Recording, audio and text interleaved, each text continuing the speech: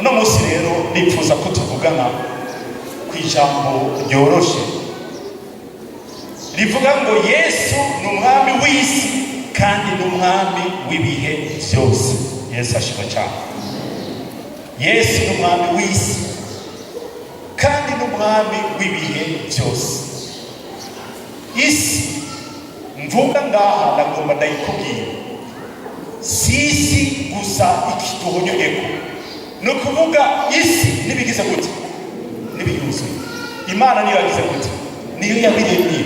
None kubw'icyo ko ari Imana yabiremye byose yabishize mu biganza bya Yesu kugira ngo abe ari we bamwifura kandi abe ari we abiganza byose mu byaremwe nabyo na mwebwe muri twebwe turabantu bayo, turabantu baremwe Imana. None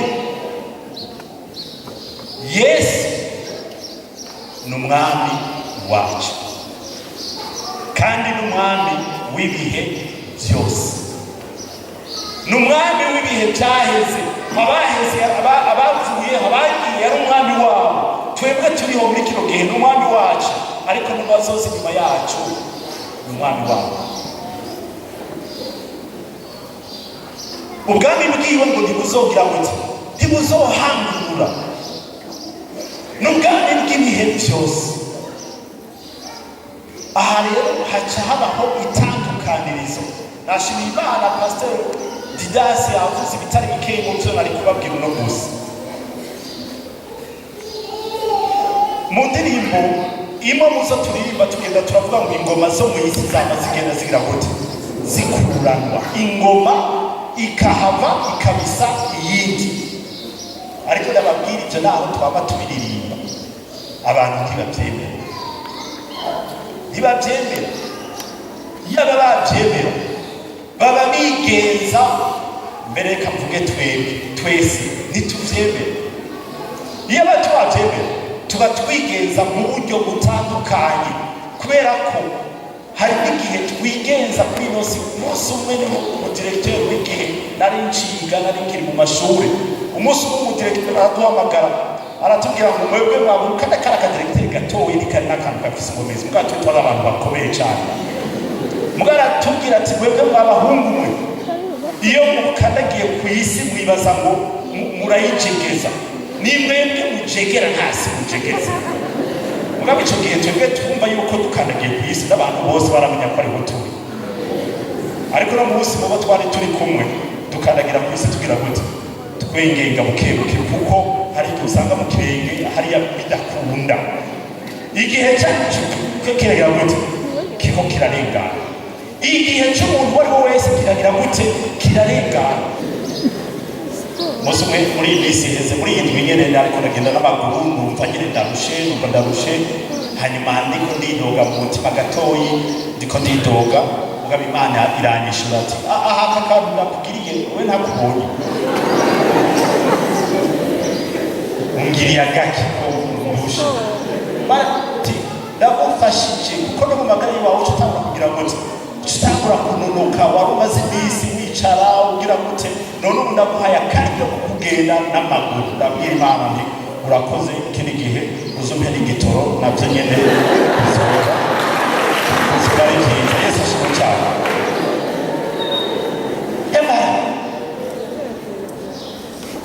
Mumenye ko naho umuntu yoramba gute mu gitabo cy'amasengesho, kimwe mu majambo tuvuga ndabyibuka ko twakimaze ku mwanya muri bya turiko turagihinyanyura, ngo naho umuntu yokwivuza. Icyo gihe rero turiko turagihinyanyura twibagira ngo naho umuntu yokwivuza kuko nta katuzo kari, imyaka yiwe iraharuye cyane. Naho wokwivuza cyangwa naho wokwivuza, kwivuza mu Kirundi ku batabizi ni ukuvuga kubaho umerewe neza. Gute turivuza kuvuga abava mu za ntara naranga rwose z'abageni, kumbure barashobora kuba batumbira ijambo rya nanga yivuza. Nanga yivuza uramaze kumwumva, nanga yivuza mukabwira ngo cari ikindi. Mugabo kwivuza nko mu ntara zimwe zimwe kuvuga ngo ukomera, umuntu ameze neza ndakomera, nayo nanga yivuza cyabumva ahantu haba inanga zivuza abantu nabo bumva bimeze gutya. Imyaka yiwe iguma ari mikeya, ukagira gutya rero ukaza wumva tuhere ngaho iwacu gusa. Ingoma ya Yesu yakuranywe n'ingoma ya nde? Yakuranywe n'ingoma ya nde? Nta yindi n'ibiri. Yari umwami azakwama ari umwami. Yari umwami yagiye. Niyo twasarika tuti ni Kristo umwami. Umwaka hava hari igihe womenga n'ijuru n'isi byose biragiye kugenda biravuyeho. Wewe ni umwami w'ibihe byose kandi abivuze umwami w'amahanga yose. Ngomba dusome rero mu gitabo cya Yeremiya igihimba cya 33. Uwavugishwa n'Imana Yeremiya igihimba cya 33 umurongo wa 14. Umurongo wa 14. Iminsi izuza, iminsi izoza, ni jewe Uhoraho ndabivuze, nzoshitsa rya jambo ryiza navuze ku nzu ya Isirayeli no ku nzu ya Yuda. Ibi bintu birakomeye cyane. Iminsi iraje, iminsi izoza, izoshika, nzoshitsa rya jambo ryiza navuze ku nzu ya Isirayeli no ku nzu ya Yuda. Muri iyo minsi no muri icyo gihe nzoshamikisha kuri Dawidi uwitwa Shami w'umugororotsi, azoca iziroranye n'izigororotse mu gihugu. Kandi muri iyo minsi Abayuda bazokira, i Yerusalemu hazoba amahoro. Kandi niryo zina hazokwitwa Uhoraho niwe kugororoka kwacu. Yesu ashimwe cyane. Iri niryo zina hazokwitwa Uhoraho niwe kugororoka kwacu.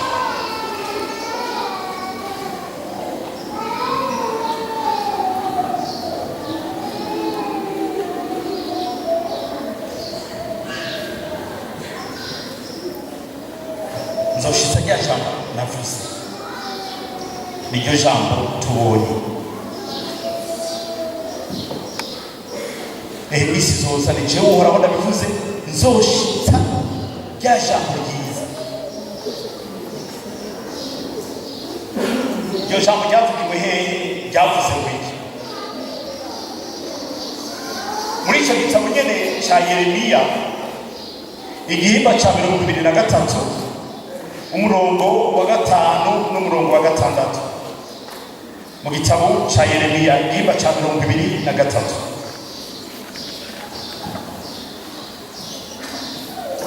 umurongo wa 5 n'umurongo wa 6 haravuga ngo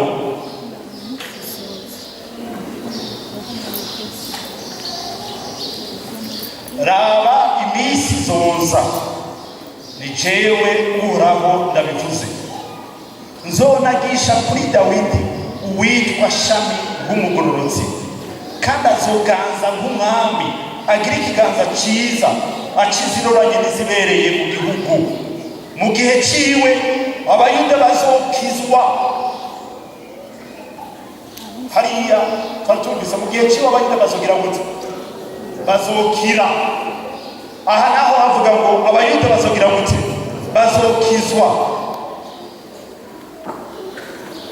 Muri icyo gihe Abayuda bazokizwa, Abisirayeli bibere amahoro. Kandi iri niryo zina azokwitwa Uhoraho niwe kugororoka kwacu.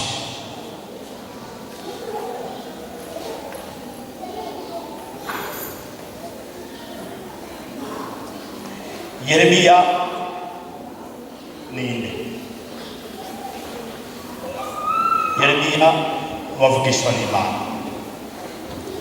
Yavugishijwe n'Imana mu myaka y'amajana 600, dufate amajana 650 kugera n'inyuma yaho gatoyi mu mwaka w'amajana 695 gutyo, imbere yo kuvuka ku mwami wacu Yesu Kristo.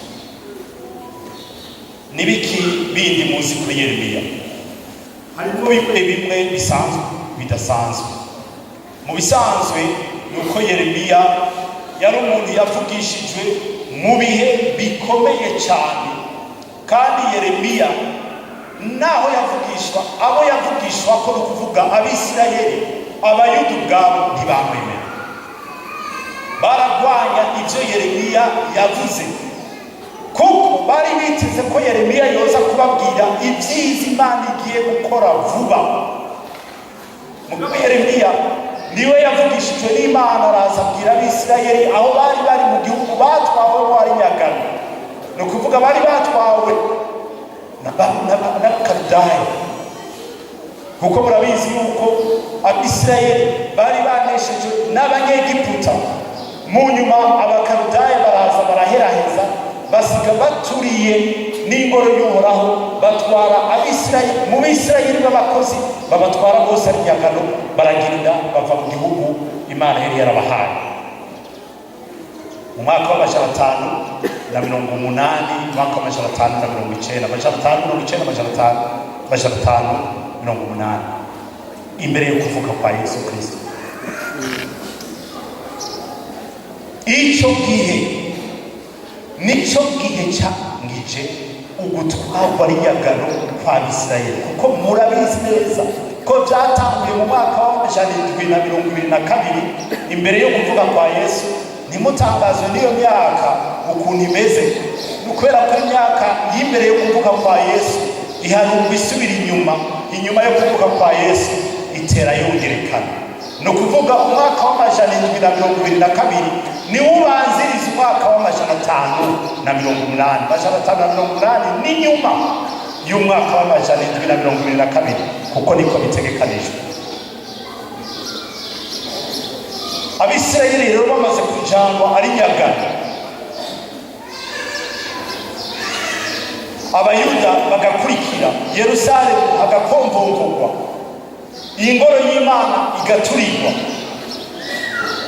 Yeremiya niwe yahagurutse abwira Abisirayeli ati, iyo muri mu gihugu cy'inyagano, mwebwe mwifuza gutahuka ku munsi w'ejo, hirya y'ejo murifuza gusubizwa mu gihugu cyacu, mugabwira abantu ati nimwubake amazu anduye, amazu akomeye. Abahungu nibarongorwe, abakobwa nibarongorwe, kuko igihe cyo gutaha ntikigiye kuza vuba. Abantu birabavuza, birabababaza, ariko Yeremiya aravuga kuko yarabwiwe n'Imana kugira ngo abivuge. Cyo kimwe niyo ndiko ndavuga ibintu bimwe, hari ibintu bimwe bivuga na jewe none ibintu we nimva ko jewe ndiko ndabivuga, mba ndiko ndabwira abantu ibintu mega sibyo. Gabo uhora haravuga ati ko nabikubwiye ngo bivuge, urahitamo kubivuga cyangwa kugira ngo kubireka. Gabo ijambo ry'Imana twasomye ngo aba bana aba bato batavuga, amabuye aragira gute?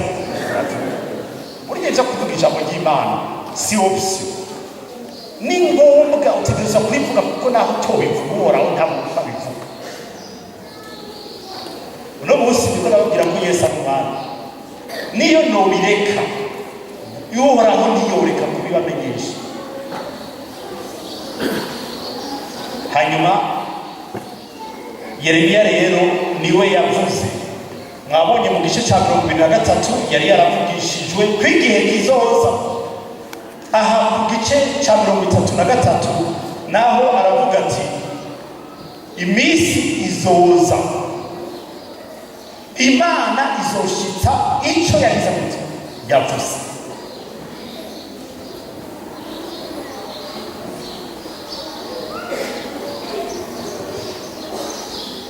Abantu iyo bavuze ngo ibintu bazokora, rimwe na rimwe ntibabikora, kandi igituma batabikora si ukubera ko badafise ishaka ryo kubikora, rimwe na rimwe barananirwa. nakubwiye ko nzokugirira iki mugabo bikananira. Ikindi gituma ibyo umuntu yavuze ko azokora atabikora ni ukubera ko si wagabibiye.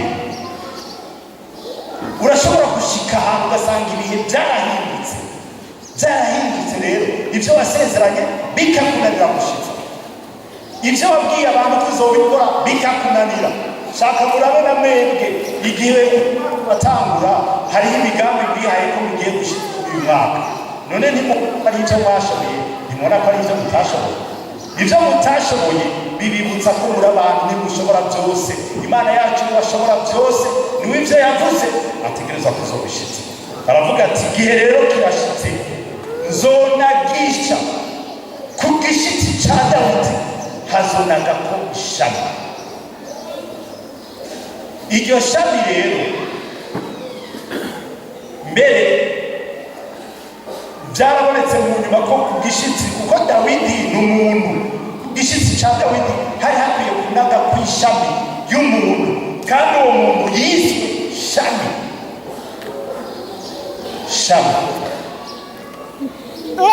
Ati ku ngoma rero y'uwo shami, ku ngoma y'uwo Isirayeli hazoba amahoro, abayuda bazokizwa.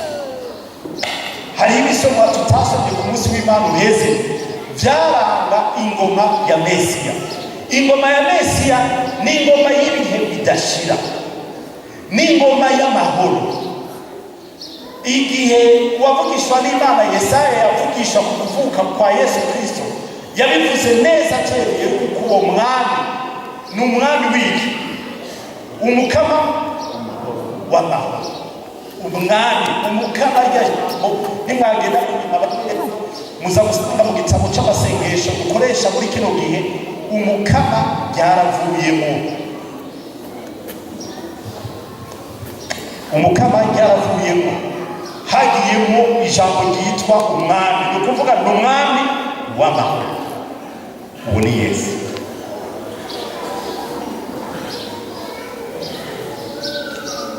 ngo barangirize Zekariya igihimba c'icenda. Uwavugishwa n'Imana Zekariya igihimba c'icenda.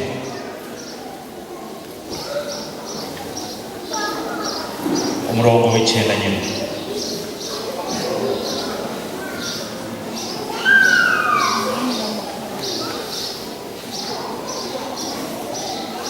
Kuri bamwe mufise Bibiliya hejuru handitse umutwe w'amajambo uvuga ngo iki? Umwami w'amahoro. Nezerwa cyane wa mukobwa w'i Siyoni we, sesereza impundu wa mukobwa w'i Yerusalemu we, raba umwami wawe aje kuri wewe n'umugororotsi kandi ari n'inganji, yicishije bugufi agendera ku ndogoba, mbere ni kumukangara inyana y'indogoba. Ayo niyo majambo twasomye mu butumwa bwiza bwanditswe na Luka. Yesu Kristo igihe yashika i Yerusalemu ari ku nyana y'indogoba, yagiye ari umwami, mugabo umwami aciye bugufi.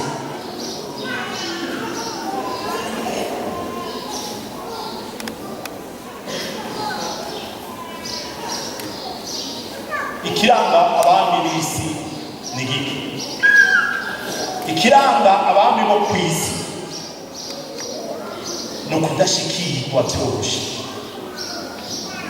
Aha reka ndababaze ko mwebwe muri abantu babubaho, ndabizi ko ari abamaze kuramutsa umukuru w'igihugu mu ntoki. Bande bamaze kuramutsa umukuru w'igihugu cyamureka mwirekere kubera ko atari cyo na kare cyabazanye kutubwira yuko waramukije umukuru w'igihugu. Ariko iyo nabareka ngo mumanike intoki ko mwaramukije umukuru w'igihugu, mwari gusanga benshi cyane rwose barya abantu bose baririmba indirimbo ngaha banezerewe, ntabwo bararamutse umukuru w'igihugu. None unezerejwe n'iki utaramutse umukuru w'igihugu? Baba basanga abantu baranezerewe, bararirimba ngo tuzoba abami n'abaki, batarigera baramutse umukuru w'igihugu. Kandi bagiye ndi mu bataramuramutse. bataramutsa jewe ndi gukoresha n'abamukije ndibuka ko barabaramukije mugabo ntiwumve gutyo ese mvuze ko atabakuru b'ibihugu ndaramutsa bamwe ndamaze kubaramutsa dutera inkuru mugabo kandi reka ko ndaracana kuri igihugu kumbure icyo nzogira gute nzobora namwebwe ibyizigiro ko muzomuramutsa mugabo mumenye ko n'ubuja gusha muragira gute uratagata none unezerejwe n'iko utaramutse umukuru w'igihugu bamo unezerejwe n'iko utaramutse ntimuranavugana muri iyi minsi heza hariho akantu muze mukitondere mwebwe mukoresha ama WhatsApp hariho akantu bariko baravuga ngo umukuru w'igihugu yatanze amafaranga angana ibihumbi ijana ku muntu wese w'umurundi aba muri kino gihugu umuntu wese wo mu Burundi yamuhaye ibihumbi ijana kugira rero mushikire ivyo bihumbi ijana bisaba ko wugurura ubwo butumwa uca ukwiragiza iyo mesaje mu magrupe yose ubabwira ko umukuru w'igihugu yatanze ibihumbi ijana n'ubuzokironka ivy'imana abaronse ubwo butumwa bari nko muri mwebwe je narabubonye ahantu hari inyuma yararonse umaze kurungikira bangahe banyeretse gutya nta muntu baramurikira abantu mwese baburonse mushaka munyaruke mu bufute ahasi kugaragaza umukuru w'igihugu niyo agomba kuyatwara tuhamagara mu mazirere garatunze none ntazi naho tuba niyo agomba kumva ibihumbi ijana arampamagara tuduhurire muri banki hanyuma acamereza ibihumbi ijana canke muri pese mugabo ngo kw'iterefone ku bihumbi ijana umukuru w'igihugu hajya niko abantu bagira gute niko batwiba bakinjira no mu matelefone yacu ugasanga batanguye kurungikira ubutumwa abantu bose mubafasha ndungikira ibihumbi 50 kubera ko wabarekuriye barinjira mu gufyonda kuri ka kantu bamuhaye kandi kavuga ibintu bitari byo burya gutuma rero mwebwe mwese mubona ntihagire umuntu afatwa n'ubwo buhunzi ngo umukuru w'igihugu agomba gutanga ibihumbi ijana muraca mufuta burya gutuma sibo umukuru w'igihugu azodura umwaka mushasha muzovyumva nihagera bizoba birenze ibihumbi ijana azovuga n'ijambo ryo kubwira abarundi bose muze mwumvirize irya jambo nimwumva avuze ibihumbi ijana muzoce mutonda iyo yababwiye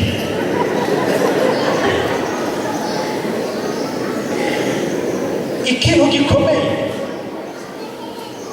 abakuru b'ibihugu n'abandi bo ku isi barangwa no kudashikirwa byoroshye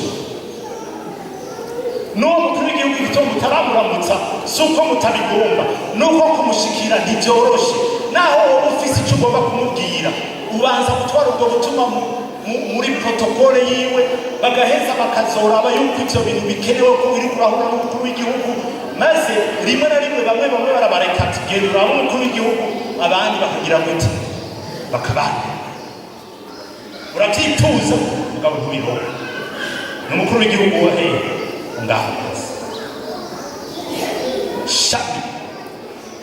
shami uyu mwami w'amahoro ijambo ry'Imana riratubwiye ngo nezerwa wa mukobwa w'Isiyoni kuko umwami wawe aje ucishe Yesu ashimwe cyane aje ari accessible urashobora kumushikira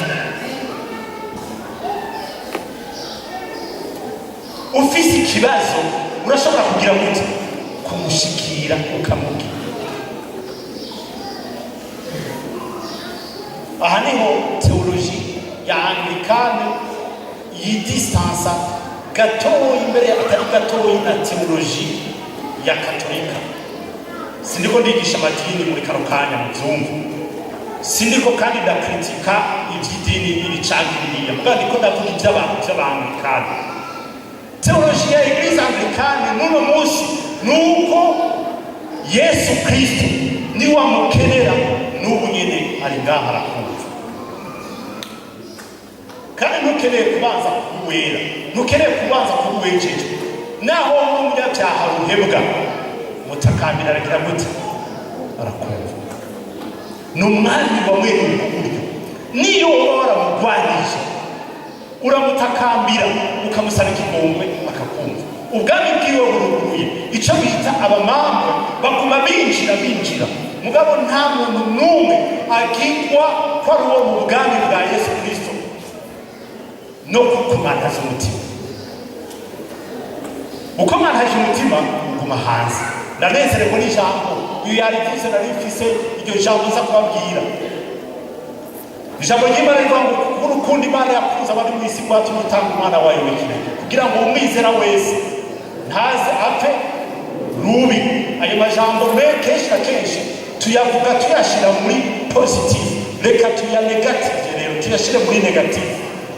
Ibya mbere tubireke kugira ngo mwebwe mwarize, kugira ngo apana umwizera ni positive, ni affirmative, kugira ngo utagira gute utamwizera wese agira gute asohoke. Umumega ntarimo gutukana, umumega harimo gutera ubwoba, ariko niko kuri. Umwizera wese ntazoterwe, utamwizera wese. None hakutamwizera umwami ntiwopfuma umwizera, hakutizera umwami ugapfamo ntiwopfuma wizera ukabaho ibihe bidashira. Yesu ashimwe cyane. Uwo ni wo mwami rero ndiko ndababwira. Yesu Kristo ni umwami. Abamwizera bose bafise ubugingo, kandi ubugingo butagira gute budashira. Ariko abatamwizera bose baramaze gutsindwa n'iki n'urubanza.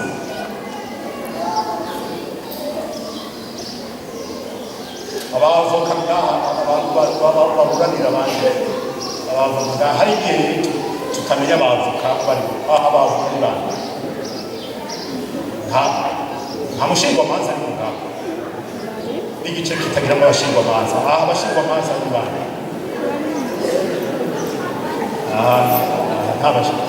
Umushingwamanza hari igice cy'abashingwamanza babiri ngaha hagati.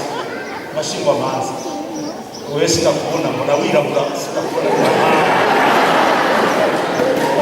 nakubonye neza. Umushingwamanza yubaha sitororo.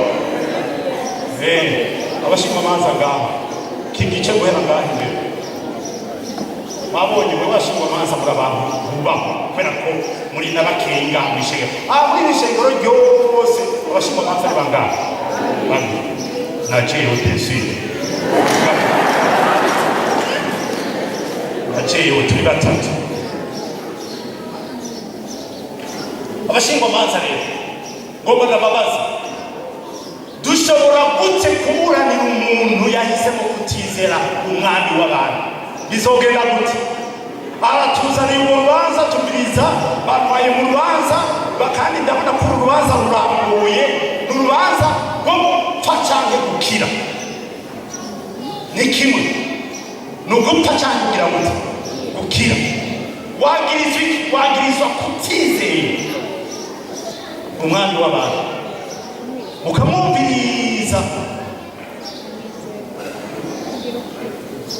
Ndabasabye mumbwire uko mufasha umuntu.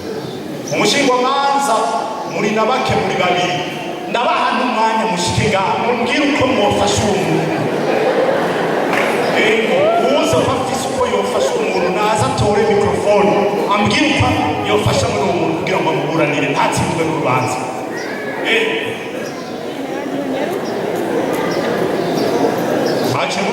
Kimari wapfa abashingwamanza. None kumbe mushinzwe imanza zimeze. None mwebwe mwarashizeho urutonde rw'imanza mushinzwe n'imanza mudashinzwe. Kure mwebwe camugenda mwandike muti imanza zo kubaburanira kugira ngo tubishire mu ijuru ntidushobora. Si cyacu. Kuko uyu mwami yarabivuze, utamwizera aramaze gutsindwa n'iki. Kandi hariho urabona ibi bintu urabona biragoye, aho turashobora kuvuga tugasanga aho nakavugiye no ngaha nyine umuntu ataramwizera, kandi ari ngaha akaza gutaha ataramwizera. Ndabona kubwire sinaje kuvuga imigani, naciye hajya hose kugira ndakubwire ko Yesu ni umwami w'ibihe byose, ni umwami w'isi yose, ni umwami wawe wamwizera. uramwizera ariko utamwizeye, urubanza rurakurerera. Kandi si urubanza rworoshye.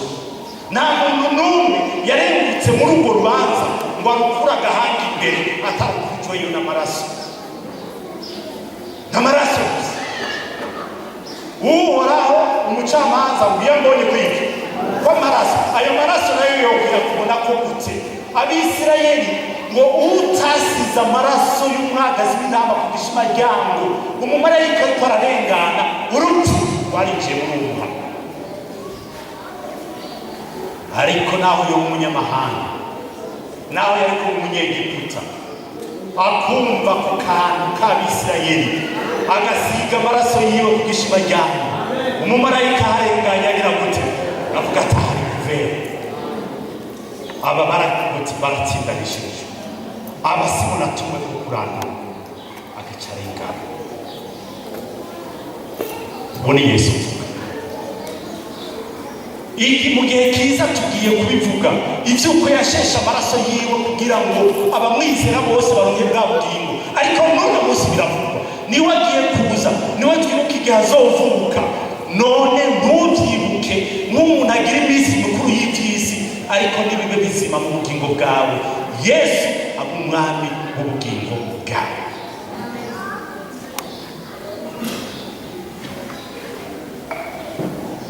Umunsi bangiza umwami muzobibona ko mutwenga, muzobibona gute? Umunsi bangiza umwami mwebwe muzaza ko muzoca mubona iki?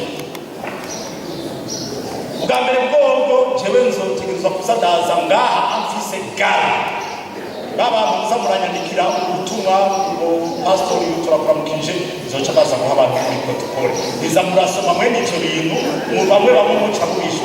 Iyo bandikiye umukuru w'igihugu wamubaza ngo umukuru w'igihugu akwishura, ibera rimwe n'abantu kuri protocol batisha, kubera ko umukuru w'igihugu ntazarishura ibintu byaricyo byose. Siko none umunsi abenshi muri mwebwe bogirwa abantu no munsi botangura kugenda gutya amaboko atarakora, kubera ko babaye abandi bo ngaha kwisi. Boje uconze icoco notegereza kwandikira ubutumwa abantu bose bakuzinanye, ndababwira nti wewe no munsi jewe ndi umwami. Nawe no kwandikira ubutumwa babwira jewe ndi umwami. Hama kandi nawe no gusaba yuko unyandikiye ubutumwa ukwiriye hariya hepfo gushirako signature uti nyako nyericubahiro umwami bakwe nyericubahiro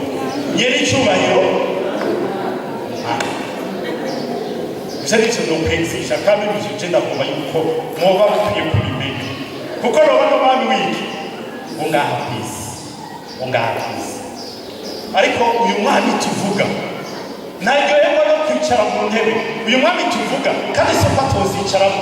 Uyu mwami tuvuga naryoherwa no kwirundabiriza ku bintu byose. Ni umwami atekereje yinjira mu bugingo bw'umuntu akabuhindura izina, akaguha izina rishasha. Yesu ashimwe cyane. Nicyo gituma muhora mwumva turi kumwe turiko turashima Imana, turimba ngo ubugingo bwanje bwahindutse ukundi Yesu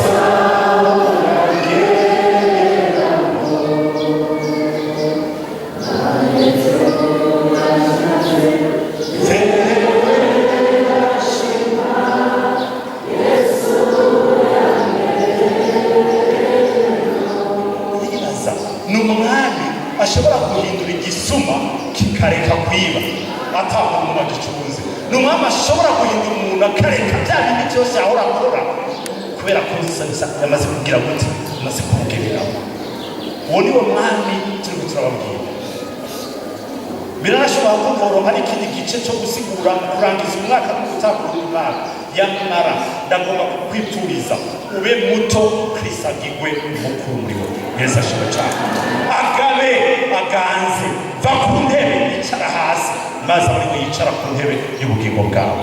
Akugabe agire gute, akuganze, ubugingo bwawe buhinduke. Dusenge. Mana yacu turagushimiye ko uri umwami w'ibihe byose. Turagushimiye ko warungitse Yesu Kristo kugira ngo aze atugire abana b'umwami. None turagusabye twicishije bugufi kugira ngo iri jambo ribe rizima mu bugingo bwacu. Ingoma yawe Mesiya, ingoma y'ibihe bitazoshira. Natwe turi abantu bo mu bwami bwawe, turi abana bawe, tubigirishije no kwizera uyu mwami wacu Yesu Kristo.